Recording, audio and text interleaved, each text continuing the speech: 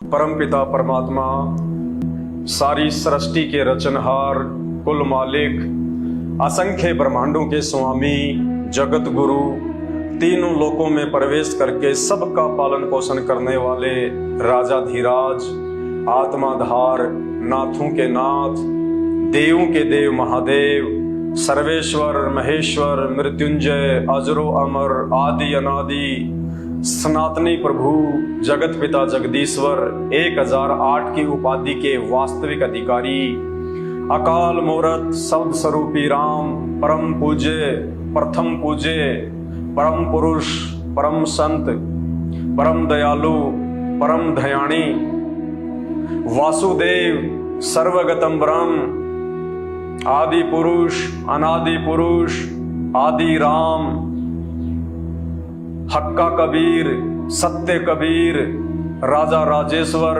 राजा राम, सबसे ऊपरी लोकों में रहने वाला परमात्मा,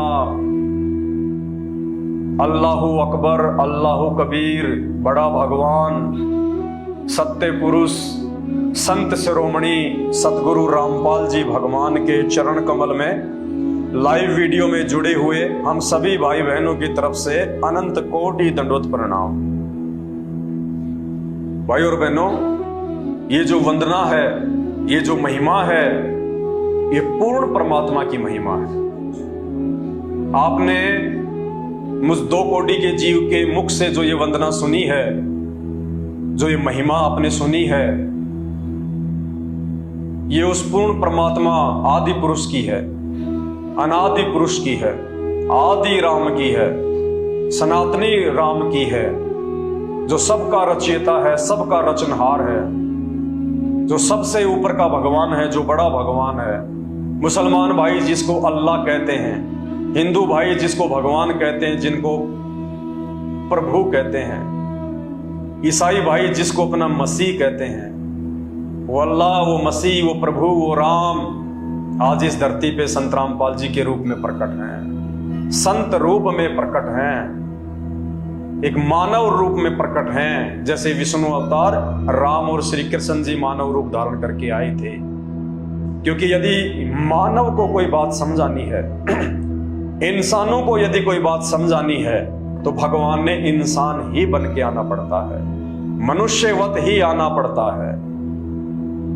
भगवान तो कोई भी रूप धारण करने में सक्षम है, लेकिन भगवान यदि मनुष्य के अतिरिक्त कोई अन्य रूप धारण करके आया, तो हम मनुष्य अन्य योनियों की भाषा समझने में समर्थ नहीं हैं, हम योग्य नहीं हैं। इसलिए परमेश्वर को, हम मनुष्य को यह आध्यात्मिक ज्ञान समझाने के लिए, गुरु महिमा समझाने के लिए, जन्म और मरण के रोग से सदा सदा के लिए मुक्त करवाने हेतु यहाँ पे एक मनुष्य की भांति, एक आम इंसान की भांति लीला करने के लिए आना पड़ता है। और वो सौभाग्यशाली आत्मा होती है जो उस मनुष्य रूप में आए हुए परमेश्वर को, उसके ज्ञान को सुनकर, समझकर पहचान लेती है, उनकी भक्ति ले लेती हैं और अपना जन्म मरण से पीछा छुड़वा लेती हैं। तो आज का वीडियो काफी लंबा हो चुका है। मेरे पास में तकरीबन 30 से 35 भाई बहनों की शंकाएं हैं, उनके सवाल है, लेकिन बड़ी मुश्किल से आज हम केवल एक ही भाई की शंका को ले पाएंगे। केवल उसी का आज हम समाधान जो है ज्ञान आधार से करने का प्रयास करेंगे। बाकी फिर हम लाइव आते रहेंगे, फिर हम भाई बहनों को समझाते रहेंगे। पद्मेश त्रिपाठी जी हैं जिन्होंने शंका जाहिर की थी जब दास पिछली बार लाइव आया था। तो पद्मेश त्रिपाठी जी ने कहा है कि सबसे पहली बात यह है कि जो व्यक्ति साधना करके प्रकृति का अतिक्रमण कर परमात्मा स्वरूप को प्राप्त होता है, प्रकृति के अंदर विद्यमान कोई अस्त्र और शस्त्र उसका भेद नहीं कर सकते, और ना ही प्रकृति के अंतराल में उसे कोई बंधन में बांध सकता है।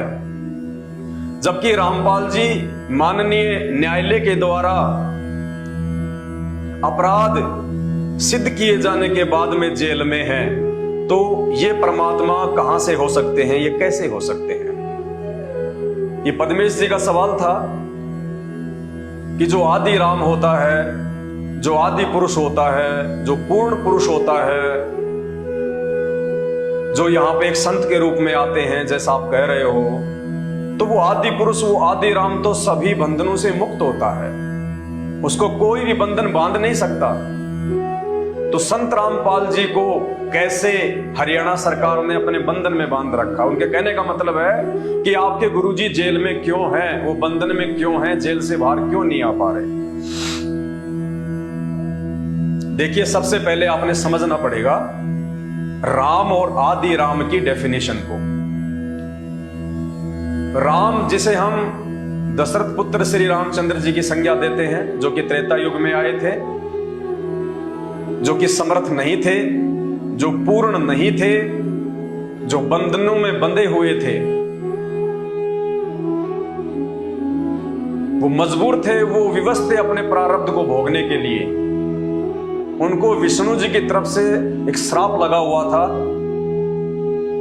जब नारद, जो ब्रह्मा जी का पुत्र है, कई हजारों वर्षों तक कठोर तपस्या करके, और उसने देखा कि मैंने तो काम वासना के ऊपर विजय प्राप्त कर दी, कामदेव मुझे परेशान नहीं कर सकता, दुखी नहीं कर सकता, मैंने विजय प्राप्त कर दी। सीधा अपने पिता ब्रह्मा जी के पास गया और ब्रह्मा जी से कहा कि पिताजी, मैंने कामदेव के ऊपर विजय प्राप्त कर दी है, मुझे कामदेव परेशान नहीं कर सकता। तो ब्रह्मा जी ने देखा कि इस बच्चे को अहंकार हो गया है, ये अभी नादान है, इसको ज्ञान नहीं है। उसने कहा कि बेटा, ये बात किसी और से ना कहना, मेरे को तो तूने कह दी। ठीक है, तूने जो उपलब्धि प्राप्त कर ली बहुत अच्छी बात है, लेकिन उसका ढिंढोरा मत पीट, अहंकार उत्पन्न मत कर अपने अंदर। लेकिन आधे अधूरे ज्ञान युक्त इन देवताओं से कहां रहा जाता। नारद जी तुरंत भगवान विष्णु के पास चले गए कि भगवान को जाके बताऊंगा मैंने ये उपलब्धि कर ली भगवान। इतने दिन घोर तपस्या करके विष्णु जी के पास गए और विष्णु से कहा कि भगवान, मैंने कामदेव की विजय प्राप्त कर दी। बोले भाई, बहुत अच्छी बात है, अगर कामदेव पे विजय प्राप्त कर दी तो। भगवान विष्णु ने कहा कि ये विजय तो हम भी प्राप्त नहीं कर पाए, मैं ब्रह्मा और विष्णु भी विजय प्राप्त नहीं कर पाए कामदेव पे तो, और तूने बहुत जल्दी विजय प्राप्त कर ली। तो विष्णु जी ने देखा कि इसका अहंकार तोड़ना चाहिए। तो विष्णु जी ने क्या किया, कुछ दिनों के बाद में एक मायावी दुनिया की रचना की, एक नगरी बना दी, लोग बना दिए, राजा बना दिया, रानी बना दी, उसके बेटा बेटी बना दिए। और मायावी नगरी में उस राजा की लड़की अपने स्वयंवर के लिए तैयार थी। नारद जी वहां पे चले गए। नारद जी ने देखा कि लड़की बहुत सुंदर है। उनके मन में शादी करने की इच्छा जागृत हो गई। जो कामदेव पे विजय प्राप्त करके आए थे महापुरुष, उनके मन में शादी करने की इच्छा उत्पन्न हो गई। अब नारद जी सकल सूरत से इतने सुंदर नहीं है, तो तुरंत वो भगवान विष्णु के पास में गए। बोले, भगवान, मुझे आप अपना हरि रूप दे दीजिए। हरि का मतलब होता है भगवान, प्रभु, और एक हरि का दूसरा रूप होता है बंदर। तो विष्णु भगवान ने तो उसके अहंकार को तोड़ना था। तो विष्णु जी ने कहा कि तथास्तु, और विष्णु जी ने उनको वो बंदर का चेहरा दे दिया। नारद जी के चेहरे पे बंदर का चेहरा लग गया। अब आदमी अपने चेहरे को नहीं देख पाता, इसलिए उसने सोचा कि मेरे चेहरे पे तो भगवान विष्णु का चेहरा लग गया, अब मेरे से तो कोई सुंदर है ही नहीं। तो जाके स्वयंवर की लाइन में नारद जी खड़े हो गए। राजा की कन्या हाथ में माला लेके आने लगी और नारद जी की तरफ देखा, हल्की सी मुस्कुरा के आगे चल दी। नारद जी ने देखा क्या बात हुई, इसका मेरी तरफ ध्यान नहीं गया क्या? तो नारद जी 2-4 कदम आगे बढ़ के एक राजा के आगे फिर खड़े हो गए लाइन में कि हो सकता है इस कन्या का ध्यान नहीं आया मेरी तरफ। कन्या फिर पहुंची नारद जी के पास में, फिर उसकी मुंह की तरफ देख के हंसी और आगे चल दी। नारद जी ने देखा, लगता है लड़की को कोई धोखा लग गया, मेरे से बड़ा सुंदर तो है ही नहीं कोई। फिर अगली लाइन में जाके लग गए, वहां भी लड़की ने उसको रिजेक्ट कर दिया। फिर किसी पास में खड़े हुए राजा ने बताया कि जाके पहले बाल्टी में जो पानी से भरी हुई हो, पहले जाके अपना चेहरा देख, आ गया स्वयंवर के लिए। तो नारद जी ने जाके अपना मुंह देखा तो उनको बड़ा गुस्सा आया, और उसी समय नारद जी ने भगवान विष्णु को श्राप दिया कि जिस प्रकार आज एक स्त्री के वियोग में मैं दुखी हूं, उसी प्रकार तुम भी एक जन्म एक जीवन अपनी स्त्री के वियोग में भोगोगे, तुम भी मेरी तरह इसी प्रकार दुखी रहोगे। वो नारद जी का श्राप एक देवता का श्राप है, और जिसको हम भगवान कहते हैं, जिसको हम सृष्टि का रचनहार कहते हैं, उस विष्णु को लग गया। और वो विष्णु अगर आदि राम है, वो अगर आदि पुरुष हैं, तो आदि पुरुष को तो कभी किसी का श्राप नहीं लगता। देश के राष्ट्रपति के ऊपर कोई श्राप काम नहीं करता, कोई मुकदमा नहीं लगता राष्ट्रपति के ऊपर। बाकी नीचे लगता है लोगों के ऊपर, उनको जेल भी होती है, लेकिन राष्ट्रपति देश का प्रथम नागरिक होता है। जब तक वो राष्ट्रपति की कुर्सी पे होता है, उसके ऊपर कोई मुकदमा काम नहीं करता, कोई एफआईआर काम नहीं करती। तो श्री विष्णु यदि आदि राम है, आदि पुरुष हैं, तो एक देवता का, एक छोटा सा देवता नारद, उसका श्राप कैसे लग गया? और उस श्राप को भोगने के लिए श्री रामचंद्र जी को त्रेता युग में राम रूप में राजा दशरथ के घर में जन्म लेना पड़ा, अवतार रूप में। और नियति के अनुसार, वो प्रारब्ध के अनुसार उनको वो श्राप भोगने के लिए शादी के उपरांत सीता और लक्ष्मण के साथ वनवास में जाना पड़ा 14 वर्ष के लिए। और वहां से रावण ने सीता का अपहरण किया, रावण सीता को लंका में लेके गया। अब इस भाई के सवाल पे आता हूं मैं कि संत रामपाल जी यदि आदि पुरुष है, परमात्मा है, भगवान है, तो बंधन में क्यों? अब पता चलेगा आपको राम कौन है, आदि राम कौन है, बंधन में कौन है और बंधन से मुक्त कौन है। जब राम रावण का युद्ध हुआ और जब रावण ने राम की समुचित सेना को नाग फांस में बांध दिया, सर्पों ने, नागों ने श्री रामचंद्र जी सहित, लक्ष्मण सहित, हनुमान जी सहित, जामवंत सहित, अंगद सहित, सुग्रीव सहित जितने बड़े बड़े योद्धा उनके साथ में गए थे, कंप्लीट सेना को सर्पों ने लपेटा मार लिया, लपेटा। यूं सीधे हाथ हो गए जैसे हम लोग जन गण मन अधिनायक के समय सीधे हाथ करके खड़े हो जाते हैं।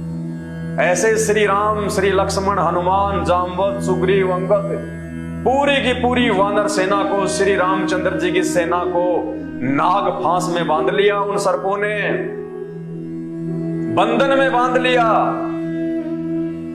आप जिनको आदि राम कहते हैं, आप जिनको आदि पुरुष कहते हैं, आप जिनको सृष्टि का रचयिता कहते हैं, और वो श्री राम अपने बंधन नहीं काट पाए, वो श्री राम बंधन मुक्त नहीं हो पाए अपनी शक्ति से, ना हनुमान जी अपने बल से और अपने शौर्य से नागों से मुक्त हो पाए, सर्पों से मुक्त हो पाए।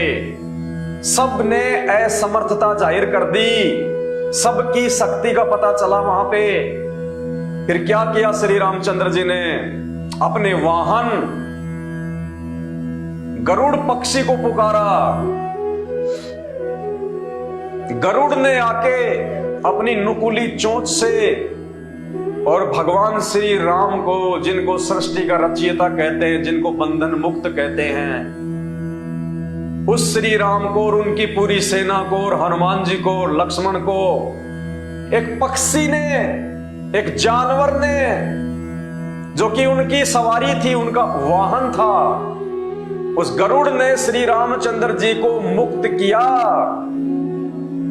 श्री रामचंद्र जी अपनी आध्यात्मिक शक्ति से, अपनी सिद्धि से, अपने मंत्रों से, अपनी भक्ति से, अपने पावर से बंधन मुक्त नहीं हो पाए। और सूक्ष्म वेद में 5वां जो वेद है, जो कबीर परमात्मा ने आके दिया, क्योंकि इन 4 वेदों में कंप्लीट ज्ञान नहीं है भक्ति का, पांचवें वेद में कंप्लीट ज्ञान है, जिसको सूक्ष्म वेद कहा जाता है, संत भाषा में जिसको कबीर सागर कहा जाता है। उस पांचवें वेद में फिर परमात्मा ने बताया इनके विषय में कि बंधन काटे विपत्ति में और कठिन कियो संग्राम, यानी वो लड़ाई राम और रावण की वो कठिन हो गई थी, वो संग्राम कठिन हो गया था, क्योंकि नागफास में रावण ने पूरी सेना को बांध दिया था। और फिर उस बंधन, उस विपत्ति में वो बंधन आके किसने काटे? गरुड़ ने। तो कहते रहे, हे जीव आत्माओं, कुछ विचार करो, ये कहां तक के भगवान है, कहां तक इनमें शक्ति है। कहते बंधन काटे उस विपत्ति में और कठिन कियो संग्राम, और चीनो रे नर प्राणियों, वो गरुड़ बड़ो या राम। ये कुछ विचार करो, चीनो, कि तुम्हारा भगवान श्री राम बड़ा हुआ या फिर वो गरुड़ बड़ा हुआ जिसने तुम्हारे श्री राम के भी बंधन काटे। तो पहली बात तो जिनको आप जी आदि राम समझते हैं, जिनको आप आदि पुरुष समझते हैं, तो वो कहां तक के आदि राम है, कहां तक के वो आदि पुरुष हैं, जिनको एक सर्प ने बांध लिया, लपेटा मार लिया, एक सांप के बंधन से मुक्त नहीं हो पाए भगवान श्री राम। तो विचार कीजिए, उनकी भक्ति से आज हमारे जन्म मरण का बंधन कहां से कटेगा, हमारा जन्म मरण का रोग कहां से कटेगा, वे हमारी पीड़ा को कैसे हरेंगे जो खुद की पीड़ा को नहीं हर पाए। तो वो श्री राम बड़े या फिर वो गरुड़ बड़ा, ये खुद विचार करो। परमात्मा ने बुद्धि दी है, मानव शरीर दिया है, वो भगवान कहां से हो गए?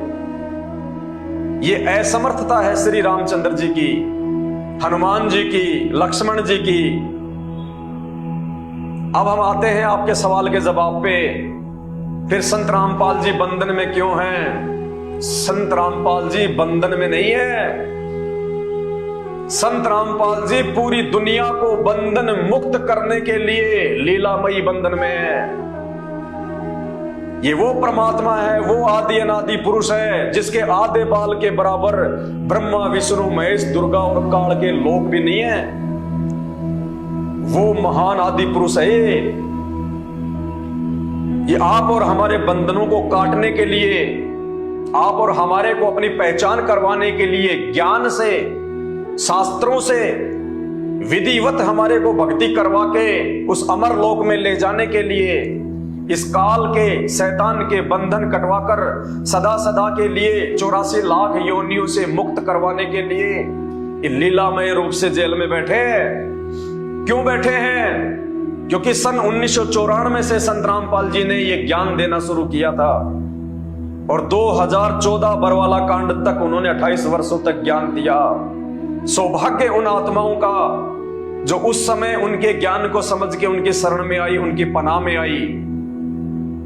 और जो व्यक्ति अभी तक उनकी शरण में नहीं है, जो उनके ज्ञान को नहीं सुन रहे हैं, जो भक्ति और भगवान की पहचान नहीं कर पा रहे हैं, आने वाले समय में जो प्राकृतिक आपदाएं, जो विनाशकारी समय, इस प्रकृति का जो रौद्र रूप आप देखने वाले हो, जैसा कि चंद वर्ष पहले ये कोरोना आया था, एक ट्रेलर दिखाया परमेश्वर ने, आदि राम ने ट्रेलर, कि संभल जाओ, सुधर जाओ,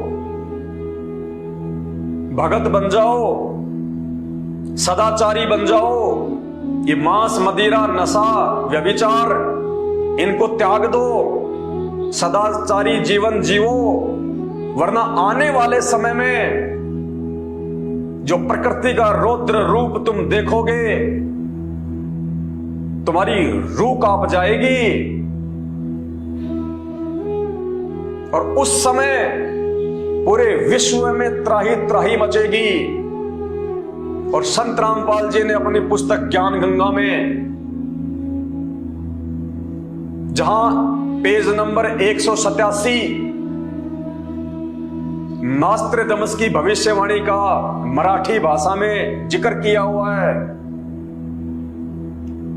उस नास्त्रदमस की भविष्यवाणी का जिक्र करते समय ज्ञान गंगा पुस्तक पेज नंबर 187 संत रामपाल जी ने युग परिवर्तन का समय लिखा हुआ है कि महायुग परिवर्तन का समय सन 1905 से लेके 2028 तक है, 2028 तक। और ये उस महायुग परिवर्तन का अंतिम समय निकट आ चुका है। ये 2023 चल रही है, आधी जा चुकी है।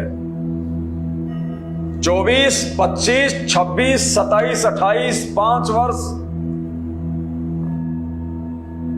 ये आगामी 5 वर्ष इस दुनिया के लिए खून के आंसू रुलाने वाले होंगे। खून के आंसू रुलाने वाले उन लोगों के लिए जो लोग समय रहते संत रामपाल जी के ज्ञान को समझ के उनकी शरण में नहीं आते हैं। और उसके बाद जब पूरी दुनिया में त्राही त्राही मचेगी, ये तो बाबा वेंगा और नास्ट्रेडमस की भविष्यवाणी से भी सर्वसिद्ध हो चुका है। और इन सबसे ऊपर की भविष्यवाणी जो संत रामपाल जी ने अपनी पुस्तक ज्ञान गंगा में लिख दी है, उसको तो धरती का कोई प्राणी काट ही नहीं सकता। संत रामपाल जी के मुख से और उनके हाथ से लिखे गए वचन को 21 ब्रह्मांड में कोई फैल नहीं कर सकता। कहते 7 वचन पलटे नहीं, चाहे पलट जाए ब्रह्मांड। सूरज पूर्व के बजाय पश्चिम से उदय हो सकता है, लेकिन संत रामपाल जी के मुख से बोले गए वचन फैल नहीं हो सकते। तो इन आने वाले 4-5 वर्षों में ये प्रकृति इंसान को जो अपना रौद्र रूप दिखाएगी, प्रकृति कौन? ये दुर्गा और ये काल जो 21 ब्रह्मांड का संचालन करते हैं, ये जो रौद्र रूप दिखाएंगे यहां पे, जो महामारियां आएंगी जिनके विषय में भविष्यवाणियां हो चुकी हैं कि डॉक्टर भी हॉस्पिटल छोड़ छोड़ के भाग जाएंगे, चलते चलते लोग रोडों पे गिर गिर के मरेंगे। डॉक्टर छोड़ के हॉस्पिटल भाग जाएंगे कि ये क्या बीमारी आ गई।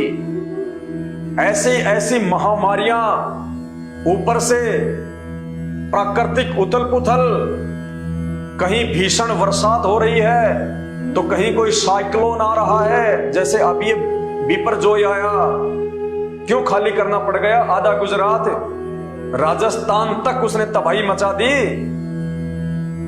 ये तो शुक्र मनाओ उस आदि पुरुष संत रामपाल जी का, जिन्होंने इंसान को सन 1951 के बाद जब से वो धरती पे आए हैं, ये टेक्नोलॉजी दे दी, साइंस दे दी, टीवी इंटरनेट ये दे दिए, ताकि इंसान ने पहले से उन चीजों का अनुमान लगा के और लोगों को जो है वो सुरक्षित स्थान पे भेज दिया। वरना गुजरात में जो बिपरजॉय आया था, इससे कितने लोग मरने थे, लाखों की संख्या में, कितनी जो है वो तबाही होनी थी। शुक्र मनाओ परमेश्वर का, जिन्होंने इंसान को पिछले 50 वर्षों में ये साइंस दी है, ये टेक्नोलॉजी दी है। उससे पहले कहां थी ये साइंस, ये टेक्नोलॉजी? भगवान श्री राम और श्री कृष्ण आजीवन गर्मियों में गर्मी मरते रहे, सर्दियों में सर्दी मरते रहे। गर्मियों में एसी नहीं बना पाए, सर्दियों में हीटर नहीं बना पाए, चलने और आने जाने के लिए ढंग की कोई गाड़ी नहीं बना पाए, डामर की रोड नहीं बना पाए, घोड़े जोड़ के चलते थे। क्या उनको आवश्यकता नहीं थी? क्या आज के इंसान में ज्यादा बुद्धि है जो उसने BMW गाड़ी बना ली, जिसने ओडी बना ली, एरोप्लेन बना लिए, जिसने डामर की रोड बना दी, GT रोड बना ली? क्या वो नहीं बना सकते थे? ये बुद्धि परमेश्वर ने उस समय उनको नहीं दी, ना राम को दी, ना श्री कृष्ण जी को दी, उस आदि राम ने, सतगुरु रामपाल जी भगवान ने। ये आज दी है परमेश्वर ने हमसे भक्ति करवाने के लिए, ताकि हम भक्ति आसानी से कर सके, आने जाने में हमारे को सुविधा हो, कम्युनिकेशन में हमारे को जो है वो सुविधा हो। उनके प्रवचन, उनके सत्संग हम एक मेमोरी कार्ड में डाल सकते हैं, हम टीवी पे सुन सकते हैं। एक जगह संत रामपाल जी बैठ के सत्संग सुनेंगे, घर घर में देश विदेश में उनके सत्संग जो है सुनाई देंगे टीवी के माध्यम से। ये टेक्नोलॉजी ये संत रामपाल जी ने दी है इस दुनिया को, इस आदि पुरुष ने। तो आने वाले समय में प्रकृति जो अपना रौद्र रूप दिखाएगी, वो चाहे किसी भयंकर महामारी के रूप में हो जैसे कोरोना, चाहे अतिवृष्टि के रूप में हो, भीषण बरसात के रूप में हो, चाहे किसी भयंकर भूकंप के रूप में हो। जैसे कुछ महीने पहले तुर्की में भूकंप आया रातों रात, और 2 घंटे में लाखों लोगों को मौत की नींद सुला दिया। तो हिंदुस्तान से कौन सी यारी है जो भूकंप हिंदुस्तान में नहीं आ सकता। ये ट्रेलर दिया परमात्मा ने हिंदुस्तान की आत्माओं को। सौभाग्य हमारा जो परमात्मा हिंदुस्तान में आए हुए हैं कि सुधर जाओ, वरना तुम्हारा भी यही हाल होगा वर्तमान में। और जो विश्व युद्ध की छाया जो पूरे विश्व के ऊपर जो मंडरा रही है, फूड क्राइसिस आएगा, दाने दाने को लोग तरसेंगे, दाने दाने को। जय गुरुदेव पंथ के प्रवर्तक संत तुलसीदास ने, जब तक उनके पास में आध्यात्मिक शक्ति थी, पावर थी, बाद में तो वो भी जो है भुगत भुगत के मरे। उनको भी पूरे शरीर पे, हाथ पे उनके कोड हो गया था जब उनकी भक्ति समाप्त हो गई, क्योंकि वो गुरु अधिकारी नहीं थे, मनमुखी रूप से वो गुरु बन रहे थे राधा स्वामी इस पद से निकल के। और जब उनकी भक्ति लोगों को आशीर्वाद दे दे के समाप्त हो गई, अंत में उनकी भी दुर्गति से मौत हुई है। लेकिन जब तक उनके पास में भक्ति थी, उनके पुण्य थे, तब तक उनका जो कनेक्शन था, वो काम जो है वो कर रहा था। तो श्री तुलसीदास जी ने भविष्यवाणियां की हुई है कि आने वाले दिनों में ऐसा समय आएगा, ये 2028 से पहले पहले बोरा भर के पैसों का ले जाओगे, 1 किलो आटा भी नहीं ले पाओगे। और ऐसा फूड क्राइसिस आएगा, गंदी नाली में अगर रोटी का टुकड़ा पड़ा हुआ मिल जाएगा तो लोग सोचेंगे उठा के खा लो, वरना शाम तक जीवित नहीं रहेंगे। ये न्यूक्लियर बम, एटम बम, ये मिसाइलें, ये होली दिवाली पे मनोरंजन के लिए नहीं बना रखी अमेरिका ने, चाइना ने, रसिया ने। और आजकल तो एक एक न्यूक्लियर मिसाइल, एक एक एटम बम, परमाणु बम इतने खतरनाक हैं, एक बम पूरे देश के लिए पर्याप्त है। और रसिया इस समय कितना जो है वो, रसिया कितना वो नजदीक बैठा हुआ है न्यूक्लियर छोड़ने के। और भविष्यवाणी हो रखी है, चाइना, अमेरिका और रसिया 90% ये देश आपस में लड़ झगड़ के नष्ट हो जाएंगे, 90%। और 10% जो आत्मा जो बचेंगी इन देशों में, उनको भारत अपनी शरण देगा। आम आदमी अपने और अपने परिवार की जान के लिए ऊपर हाथ करके रोएगा इन देवी देवताओं से, ब्रह्मा विष्णु महेश से। मुसलमान अपने अल्लाह से अरदास करेंगे, लेकिन ना तो वो मुसलमानों का अल्लाह वो शैतान आएगा बचाने, ना ब्रह्मा विष्णु महेश, और ना ही हिंदुओं का अल्लाह वो काल आएगा बचाने। जो कोरोना में नहीं आ पाया, जो शुरुआत में नहीं आ पाया, वो भीषण समय में कहां आएगा। उस समय जब ये देश के राजनेता भी अपनी जान के लिए दर दर की ठोकरें खाते फिरेंगे, उस समय ये संत रामपाल जी पूरी दुनिया में एकमात्र बचाव का साधन दिखाई देंगे। जिनको आप कह रहे हो ना कि वो बंधन में बंद हैं, हिसार जेल में बैठे बंधन में, वो आपको आज बंधनों में दिखाई देने वाला वो बंधन मुक्त परमात्मा, वो अविनाशी परमेश्वर उस समय दुनिया को दिखाई देगा कि हाँ, अब यदि धरती पे कहीं कोई बचाव का माध्यम है। क्योंकि जब आप उस भीषण समय में, उस भीषण परिस्थिति में, वो डरावने समय में, जब आप संत रामपाल जी के भक्तों को देखेंगे कि ये कौन सी मिट्टी के बने हुए हैं, ना इन पे कोई मिसाइल काम कर रही, ना इनके मकानों पे कोई एटम बम काम कर रहा, और इस भयंकर फूड क्राइसिस के समय में जहां हम लोग दाने दाने के लिए रो रहे हैं, तरस रहे हैं, और ये खुद भी खा रहे हैं, लोगों को भी खिचड़ी चावल बना बना के खिला रहे हैं, इनके घर में कहां से आ रहा है। तो संत रामपाल जी ने अपने प्रवचनों में अपने भक्तों को आशीर्वाद दे रखा है कि जो मेरे इन नियमों में रह के आजीवन मेरी भक्ति करेगा, आने वाले समय में अगर तुम्हारे घर में एक दाना भी अगर होगा, एक दाना गेहूं का, सुबह वो पीपा, वो मटका, वो गेहूं से भरा हुआ मिलेगा, भरा हुआ। ये वो समर्थ परमात्मा है। सतगुरु जो चावे सो कर दे, भरम पड़ो मत कोई, और सेव धड़ पर शीश चढ़ाया, पीछे करी रसोई। ये वो समर्थ परमेश्वर है। दुनिया देखेगी फिर इनके भक्तों के आधार से कि तुम्हारा गुरु कौन है। तुमने भक्ति किसकी की है, तुम्हारे ऊपर किस महापुरुष का हाथ है।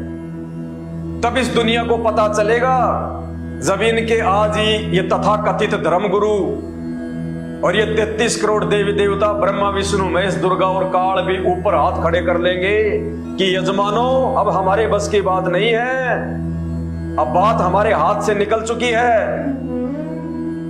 ये जितने भी धर्मगुरु हैं ये सब छोड़ छाड़ के आश्रम भाग जाएंगे, बंकरों में छुप जाएंगे ये नेता लोग। वो समय आएगा आने वाले समय में, इन 5 वर्षों में, ये मैं अपनी तरफ से नहीं बोल रहा, ये भविष्य वक्ताओं की भविष्यवाणियां हैं जो आए दिन ये टीवी चैनल वाले अपने चैनलों पे चलाते रहते हैं। दुनिया भर के यूट्यूबर अपने यूट्यूब पे वीडियो के माध्यम से तुम्हें जागरूक जो है वो करते रहते हैं।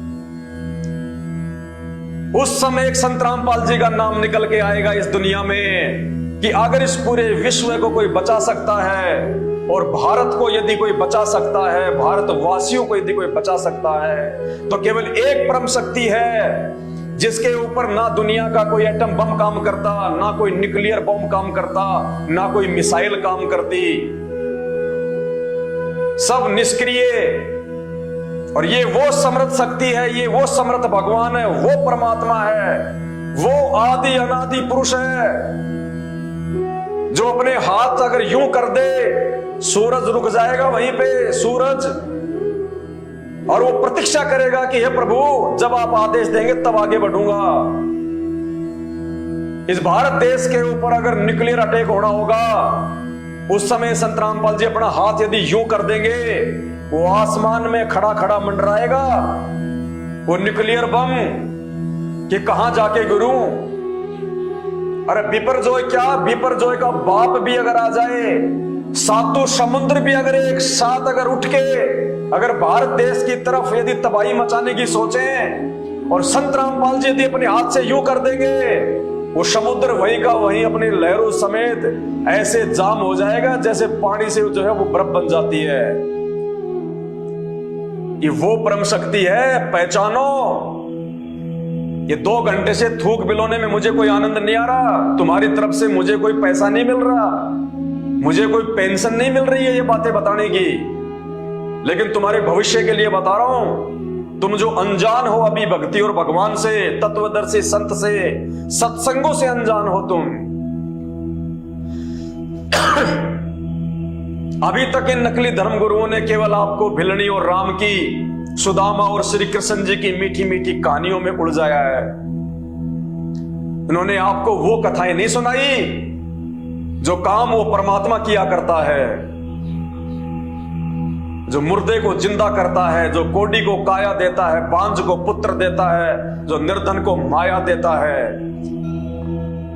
उस समय भारत देश के राजनेता, जो भी उस समय देश का प्रधानमंत्री होगा या राष्ट्रपति होगा, जिनको आप बंधन युक्त कह रहे हो कि जेल में क्यों बैठे हैं, बंधनों में क्यों बंधे हुए हैं, उस आदि पुरुष को, उस परम पुरुष को, उस परम धनी को, उस तत्वदर्शी संत को जो एकमात्र विश्व का जनक है,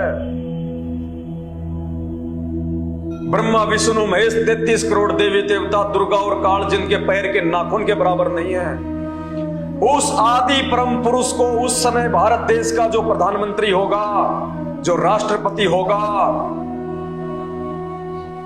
वो हिसार जेल में जाके घुटने टेक के नाक रगड़ रगड़ के अपने कंधों पे बैठा के लाएगा।